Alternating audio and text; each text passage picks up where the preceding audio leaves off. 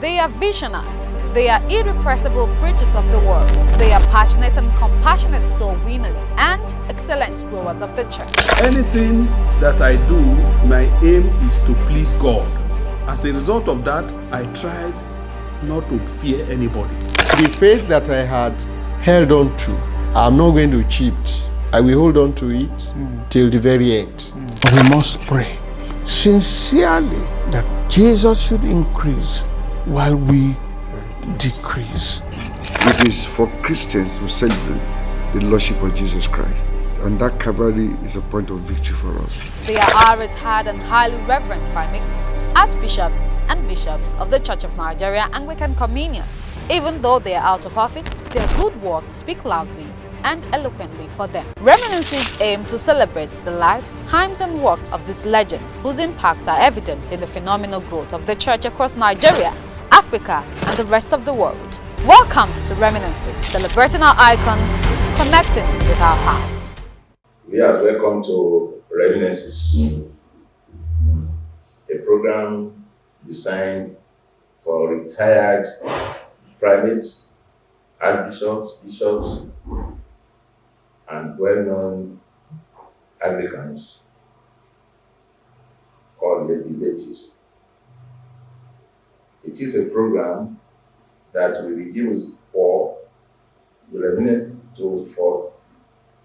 archbishops to be able to give their experiences while in service. And with me today, we have our erudite Archbishop, George Lasebikan. With me on this program, I have seasoned communicators of Ibadan Diocese from my left, Venerable Wole Ogunsendi, and Venerable Benga Olagunwe of Leeds University. I welcome my brothers. Thank you. Thank you very much. I've listened to what Dr. Tendi said at the Orbital Position. And that seemed to be creating some kind of squabbles among the bishops who like to be translated to dioceses that are viable. And that issue came up in a way that the primate, during the last standing committee, had to put in a term of 3 years on translation from non-viable churches to viable ones. Why do we have to go to that extent in the church? So we're looking for greener dioceses. Difficult questions. Everybody looks for comfort. Everybody wants easier places to. Let me give you one example. If you want a man who needs very, very good car, strong car, is the bishop. I'm sure it has not changed. We've actually lived on the roads. Always traveling, always nook and crannies. So if you're in a diocese that doesn't have money, you can't have a good car. So how does it do the job? I hope you understand me. So, I mean, not for selfish reason. You say, okay, let's go to Bauchi. I remember on an occasion at least, I went to Sokoto. I came through from Ibadan here, through Oyo, to Ilorin, like that, to Kebbi. So you need a good car. So you need to be in a diocese that has it. So it's not the fault of those bishops, actually. If there was a system that will help in what I call redistribution of facilities. I remember the last sermon I preached in the House of Bishops at our retreat then, in 2018. I put it then to the House of Bishops that let's not be too glad about what is happening, no. Because in this Church of Nigeria, one church, there are dioceses that are splashingly rich. There are dioceses that are miserably poor. I said it there. That shouldn't we look for something to do about this? I mean, the disparity is so much. Of course, if you are in a diocese that is good, the tendency is that you may not even want to bother about others.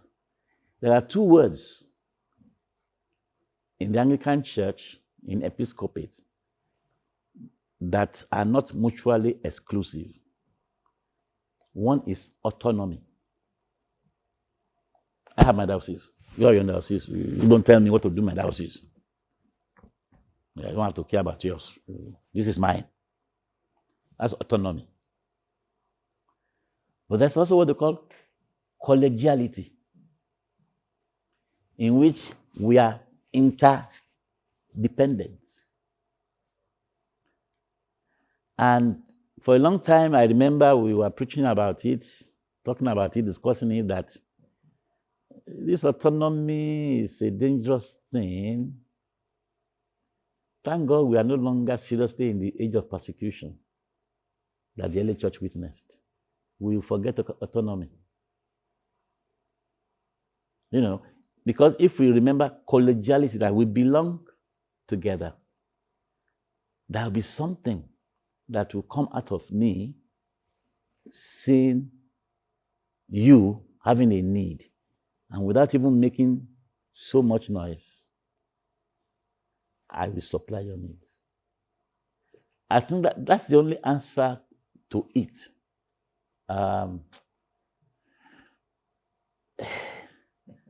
It's a tricky thing, sir. That is that. But when it gets to a stage where you now have Scrabble. Well, that's unfortunate, because the only reason why I say it's unfortunate is because the laity, maybe the political class, are looking at us. So we cannot affect them. Okay?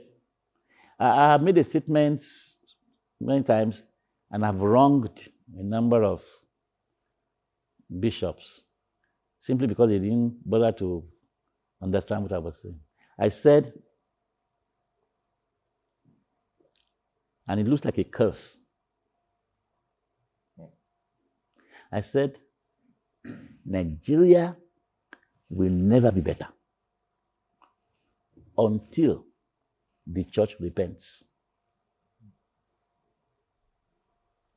Because it is the church that should modulate lifestyles of politicians. But if it is true that am I sure they are scrambling? Mm-hmm. I mean, it's got to be. Yeah. I mean, can we correct the ills of the political class like this? I don't think so. That was why I said the statement, because I've seen it coming long ago, that the way we are doing things, we'll get to, I mean, there are two sets of dioceses: stable, rich, maybe affluent, comfortable, and then poverty-stricken. There was a time, I remember one judge said it at one of our meetings. Said, when you see a bishop standing by the roadside and buying corn, what I know is that this our purple is too glorious that we don't want it disgraced in any case. But if you are going to die of hunger, you will buy corn with it too.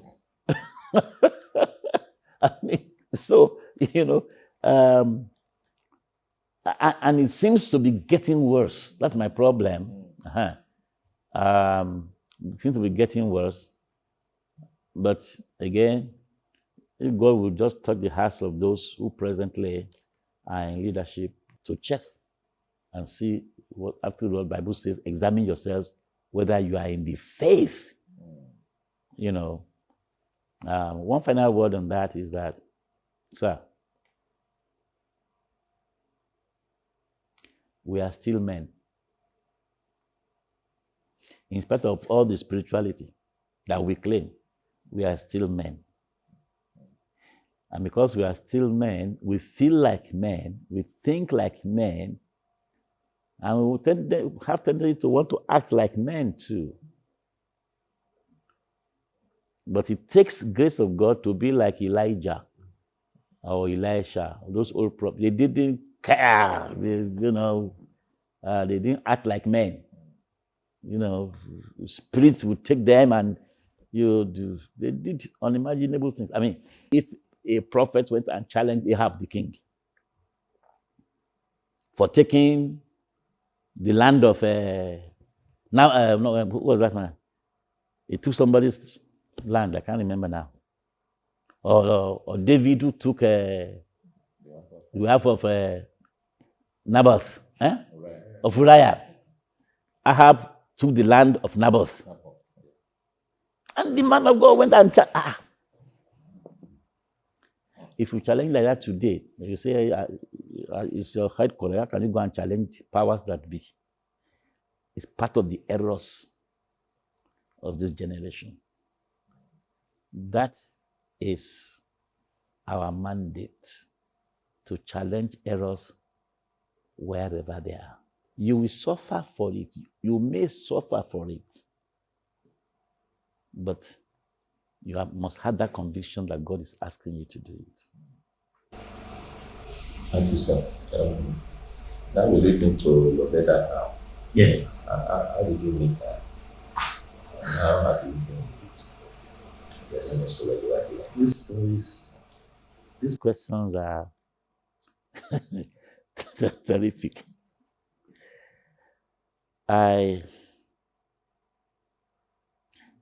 did I meet her? I was courting somebody that I thought I would marry, to be sincere. Courting, and suddenly she disappeared. I nurtured her like an egg. Suddenly she vanished. I went to her sisters, her brother. What is happening? Nobody gave me an answer. So I prayed that God should give me somebody else. By the way, let me jump that it was only the last 2 years that I knew why that person left me. I didn't know. It took 42 years for me to know. But I had always thought all along that because I didn't touch her at all, I didn't. So I thought maybe she felt, maybe this one cannot even do. Because the two of us could be alone in the house for 2 days. Nothing.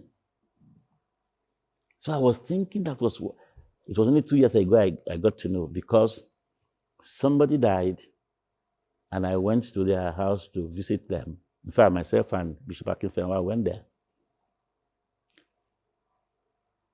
And I saw the younger sister of that person who died, who was a great friend of that lady. And I said, "How are you?" And he said, you dumped my friend. You know when she married, I was the chief bridesmaid. I said, "Is that so?" He said, "You dumped." I said, "That is not the story." He then said, "Bishop, I'm sorry. Actually, I got the story. I'm only trying to be mischievous." I said, "Huh?" I said, "Because when finally she's dead, you are going to be my chief bridesmaid. They have been together since." I said, "Why didn't you? I knew you with this also." So I said, "Man, that one has gone to do religion, Joe." And she felt, everybody's going to do sciences of all sorts. That one went to do religion. Nonsense. So I said, "Thank God you know the story." He said, "Yeah," he said, "She told me." He said, "But I told her, do you know that all of us who read sciences, we now go to kneel before him?" So it was at that time that I prayed, and a relation of mine was doing something, and I went there. And that person is Dr. Mrs. Dairo in Akure. She and my wife were classmates in school, in their high school. My wife attended that ceremony. Of course, the moment I entered the place, I knew. I just knew. But let me tell you a little bit more of an interesting thing that confirmed to me that she was my woman. I had to attend a retreat in Lagos. Of course, she had told me her senior sister was living in Lagos. So when I heard that I was going to have a retreat in Lagos, I went to her in her hall of residence and said, look, I'm having this program in Lagos. So give me your sister's address so I could get her, look for her. She looked at me like this. Till today, she didn't tell me. Twice or thrice, she didn't tell me. I was angry. So, finally,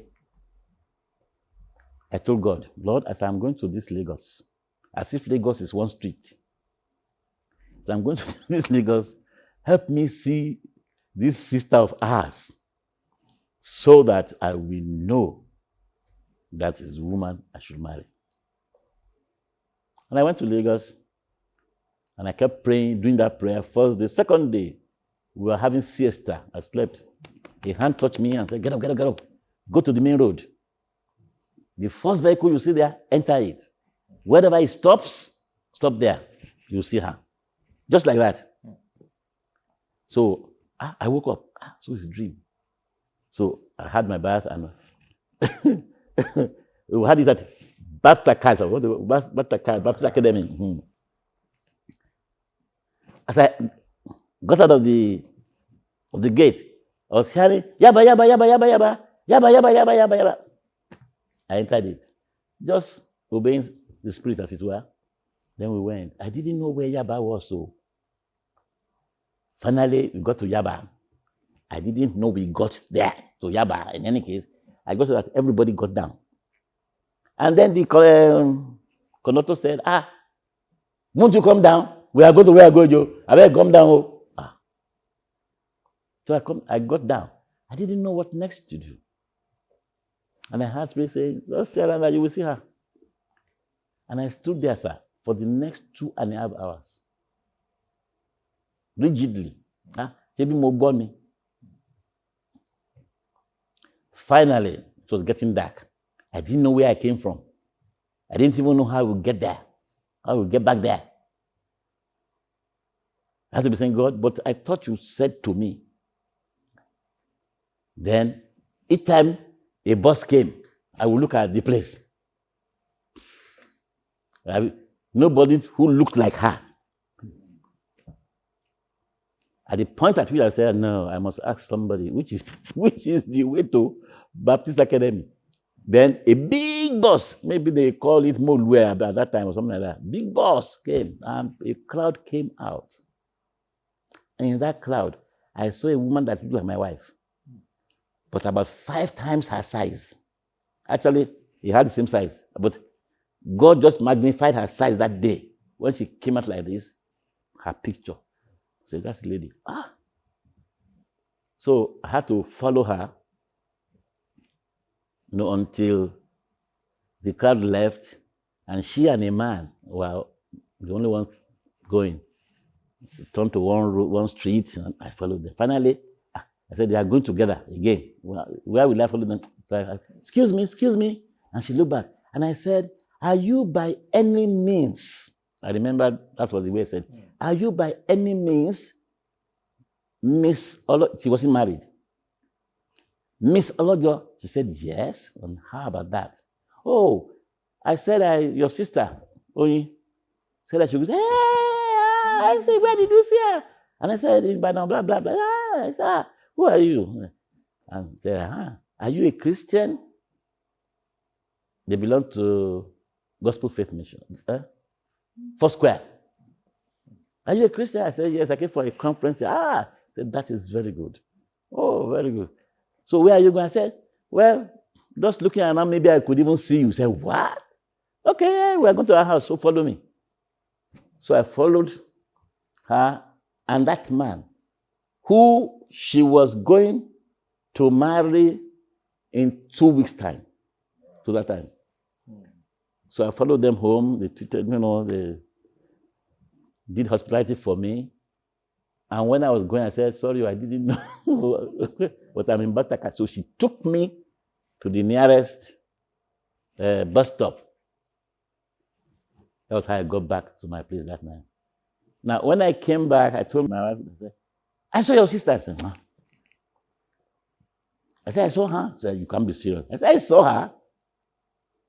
In any case, when I got to her hostel, I was told she had traveled to Elisha. This lady didn't tell me she was going to Elisha before I traveled. She said, lady, you serious me? Is he trying to run away from me or what? But I saw her sister now. I said, Lord, you help me in Lagos. She went to Elisha. I will go to Elisha. Show me her house in Elisha. Is that not madness? And overnight, I saw a car plate number at the face of the television. 9933. So look at that number. Wherever you see that number in Elisha, that is where you will find her. So the following morning, I took off to Elisha. I landed in Elisha. Of course, car park. Where else do I go? I didn't know. Then suddenly, a woman, surely an illiterate, not far from me, said, taxi grammar, taxi grammar. And taxi picked the woman. And I remembered, yes. This lady had her higher school in grammar school. And she was the senior prefect. So she'll be known sufficiently somehow in that school. I just, taxi grammar. And the taxi took me. And then as we moved, he said, sorry, another person called the taxi. The taxi man said, sorry, sir. I have to go through Kinikon and go through Kinikon. Then I will go through and I said, are you going to take me to the grammar school? He said, yes. He said, go ahead. Turned off, was taking people as he was going. Then finally he got to Ramadan. He said, hey, that's where I will take, and that's the grammar school. I said, okay, let's take it. Just looking around as we go. I just saw a vehicle with that number. Wait. He reversed. He said, be sure that you know where, as if he knew I didn't know where I was going. He said, be sure you know what. I saw the number again. I said, that was the number I saw in that dream. I said, okay, stop me. I said, I've got the place. So I stopped. And stealthily, of course, it has to be stealthily walked towards that number. I saw that. Then I saw some people on the veranda of a house. And they were dressing, wearing this type of cap, and, fine dress. So I went there. Good afternoon. They greeted me and said, hi. I don't know. I'm trying to look for the house of the Lord Jos. He said he's here. I said, oh, what are they doing here? He said, their first daughter was getting married. They mentioned her first name. So I knew that was the house. Okay. So I left them. They were the families of the man. So I left them, got inside there, saw somebody, hello, how are you? I said, is Oyinlola here? He said, yes. Where is he? He said, at the bar. I said, hey, go and tell her Sunji is here. I know she wouldn't believe it. She came and said, close your mouth. 2 stories for you. Of course, with that, it was a confirmation for me. It was my wife. Now, for my ministry, I suspect I would have been a failure without her. She's a one-man riot squad. Highly gifted, And I told you a few stories now about revelation, seeing things. She's super Joseph. She sees things like that. And so we had full guidance of God in the ministry. If I was not around, if I was in the UK or US, if I traveled and there was something in the diocese, they were not in the days of this phone, my wife will solve the problem. Whatever it was, she will solve the problem. I will only come back to hear the story or whatever she had done. I mean, so powerfully complementary. Powerfully complementary. We must have some time with you, sir. But one thing still remains is the academics. Yes. And church. You went into academics to church back to academics as a professor. Yes. How will you describe it? Well, I said my mother put the collar on my neck from the back. I mean, what is this? Everybody, just like that lady who ran away because I was going to the church. Everybody was hoping to be an engineer or a doctor. I mean, you are talking about being a pastor. Oh, nonsense. That's why I cut the thing to pieces and threw the thing to her. You know, now. But I came into it. At that time, to be candid, I wanted to be the new Wale Soyinka. That was what I was gunning for. When eventually I got into the Department of Religious Studies, in fact, I did guidance and counseling master's level. And then I got into abnormal psychology, where I was hoping to do my doctoral degree. I had finished with religious study because I saw this thing coming over those years. And I didn't want it. So I was happy to go into abnormal psychology. Of course, beautiful. I mean, it's always it's a medical man. And in abnormal psychology, I was able to do a little bit of anatomy and physiology and things like that.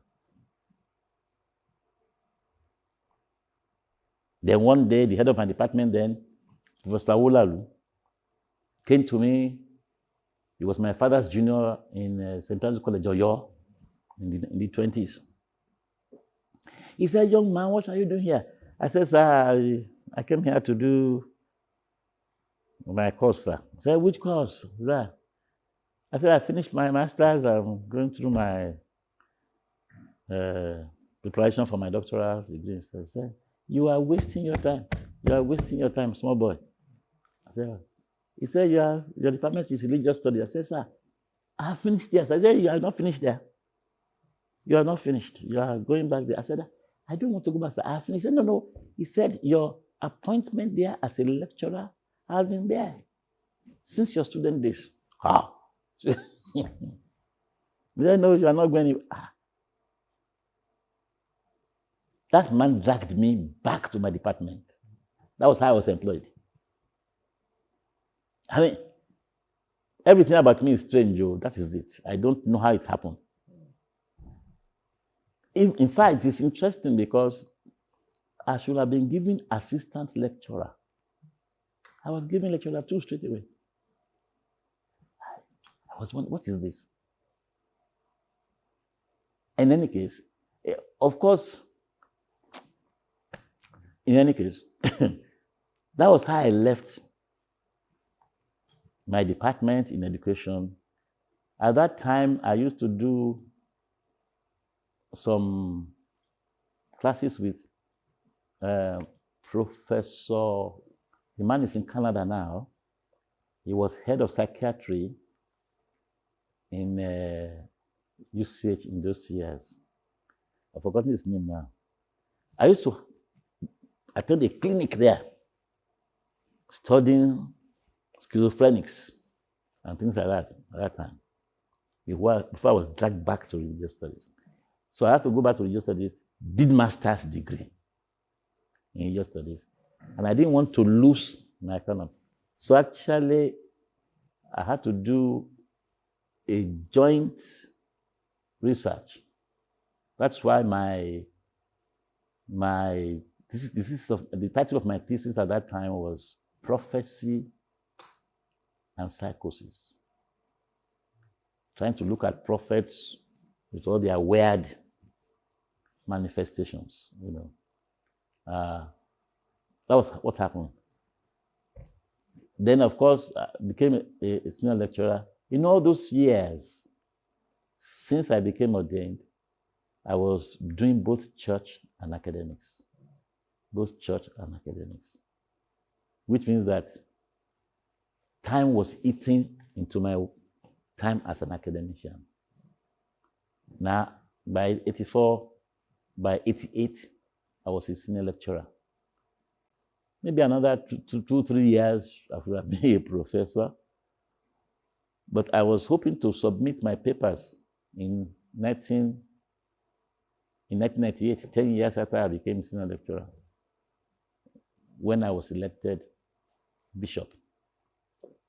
And I was actually angry. Baba Olagide had to explain to me why I needed to take up the appointment.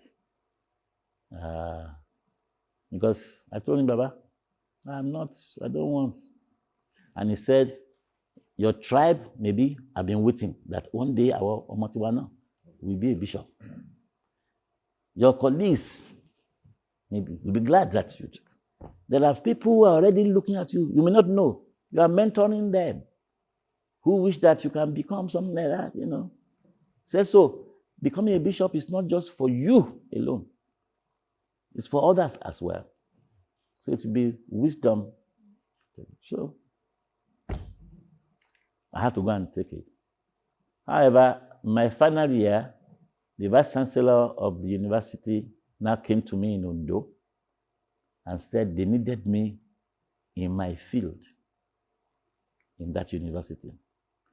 Usually, we don't have people study Old Testament. Very rare area, very, very rare area. So, said they needed me. Said, yeah, and you are qualified even with all your papers that you are. Anyway, thank goodness, that university itself, for about 3 years, I was going to help them differently. I was lecturing there, not for becoming a professor or whatever. But when he came as vice chancellor, he felt, he knew me all along, so he asked me to put in for professorship there. That was how I became an academic for the second time. Strange life, isn't it? Thank God for your lifestyle. Do you have any other thing to add? Yes, two short, very short questions. One, with the hindsight, are there things you will have done differently in your episcopacy? The only thing I could have done differently in my episcopacy is what I could have been enjoying now. Seriously speaking. See lie, call it truth. So I can have money. And I will have had it very well. So these days when I feel financially tight, I say, and I ought not to be suffering like this though. I mean, yes, I tell the governor, this is dangerous for the community. Dude, what you are doing is wrong. So, I mean, when I was leaving, the government should have done something, give me a car, give me money. They didn't do it, bloody nonsense. Do I care for that? That's the only things I think maybe I would have done differently. How has life been since retirement, and are you considering writing books on your experiences? And they are loaded for the Anglican Communion and the church. Voilà. I mean, for you, I mean. 2 different groups of people came to me before I retired, demanding for that, because each bishop, when he retires, will write something. I just decided I'm not writing anything. With little I've told you now, you can see that I'm controversial. I'm very, I know it. I'm very, very controversial. And I even know, in those days, I remember a bishop even told me recently. He said, when we were training in our college in those days, our lecturers, they got to a point and said, hey, listen very well, all of you, don't be like Lasebikan. They will turn the subject to Lasebikan. Don't be like him. That one, he may destroy the church. He may this, he may that, because of this radicalism. Me, and I have not changed. And I won't change because of men. Only God can ask me to change an idea, not because men don't like it. From about apostolic times, that is the way it has been. So, there are many things I have not told you. If I put them down,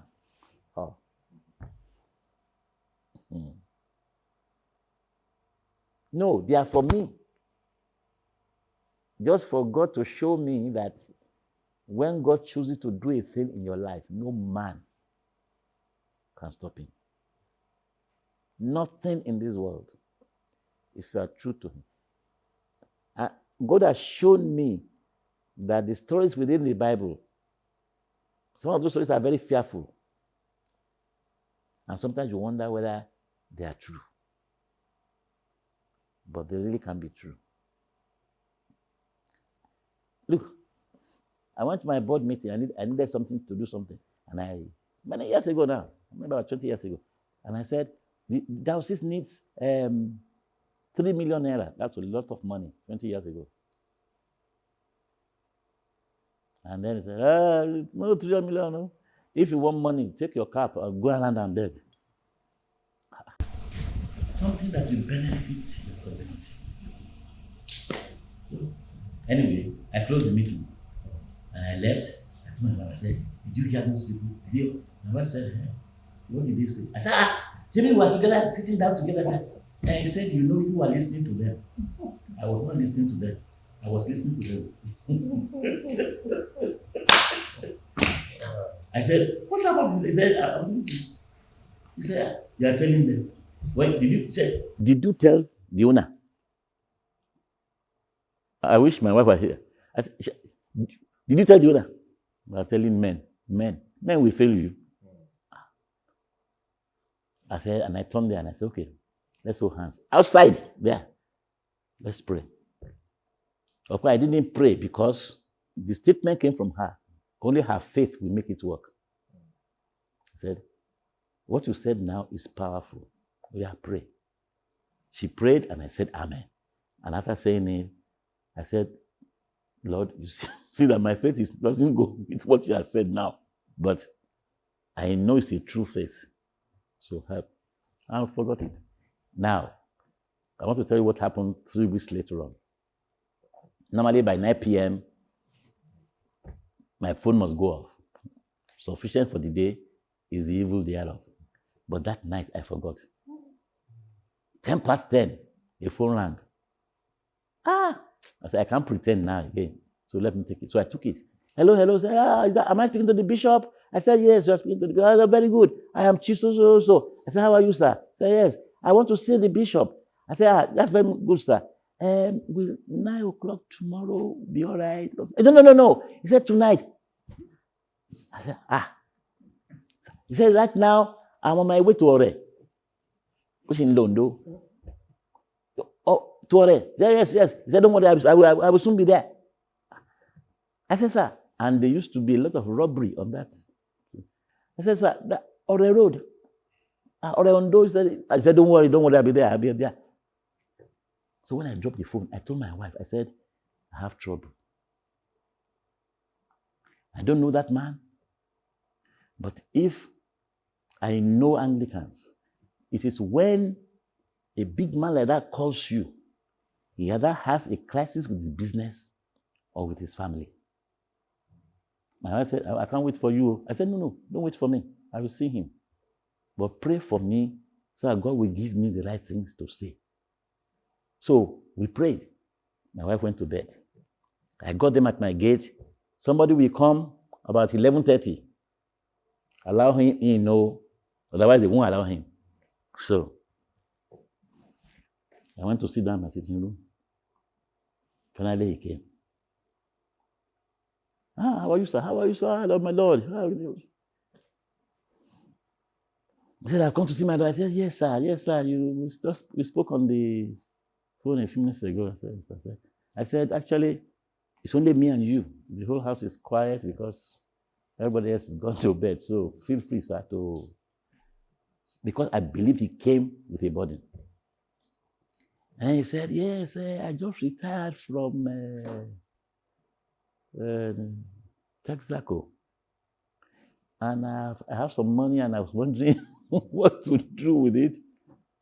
And the Spirit said, go and give Bishop of Ondo. I said, yes. I said, if that is the case, sir, you could have come 9 a.m. tomorrow that I said that. He said, no. He said, the Spirit said to me, that money is not for you. It's for Bishop of Ondo. And it must not slip in your hand tonight. Wow. That's why. I said, thank you very much, sir. So he took his phone and rang the bank. Manja. I said, Manja, I'm with the Bishop of Ondo now. I'm giving him the money so you can honor the check. It was like a dream. So finally, he brought out his check and said, hey, so what name do I write on it? I said, Diocese of Ondo. He said, are you sure? I said, Diocese of Ondo. I mean, I needed money for the diocese. And obviously, from the way he spoke, I know it was just God. So now he gave me 15 million that night. Yeah. 5 times what I was asking for. Now, I'll tell you this story. He wrote it. I thought he gave me 150,000. That was what I just saw when he was. And the Spirit said, read very well. So I looked at it again, and I saw it was figures. Words, 15 million naira. That was the last thing I remember, though. I was stoned there. But I could hear him saying, okay, my Lord Bishop, I have to be going now. He got up and went and left sitting room, opened front door and went. I was sitting down there. After some time, I could hear the door open again. Then he came in and he said, my Lord Bishop. I said, yes. He said, hope nothing. I said nothing. He said, the way you are sitting down there. He said, I was even expecting you to pray for me. But you didn't. I said, you blew me off. I said, you just blew me. I said, no, that's all right. That was when I prayed for him. I was actually ashamed. I prayed for him. Then he went. So I was able to use that money to do what I wanted to do. But when last did you visit my bishop's court here? I built a new bishop's court. 15 million. 15 million. On those who are coming. And they were saying, this looks like capital of the White House in America. With lawns. I don't know what happened. I don't know. Federal government was doing NTB. I put the money in NTB. The first interest that came, I bought a Jeep and a car. The money was there. After that, each time it came, I was rebuilding the bishop's. I left the bishop's house to the small house across until I finished building a house. It was becoming bigger. I can't explain it all. I can't. When I was going to leave the diocese, because the youths have been asking for office. We don't have office. Bus brigade and co. We don't have office. I built a house in the bishop's court, a whole building, and gave boys the one at the top, girls give the one below. I don't know what type of money it was. So it was just becoming big. 15 million must have gone to, I don't know, maybe 200 million. So that is not normal. So I have such tremendous thing. I mean, very tremendous thing that some of them, if those who are concerned read in future, that's the reason, sir, why I didn't write.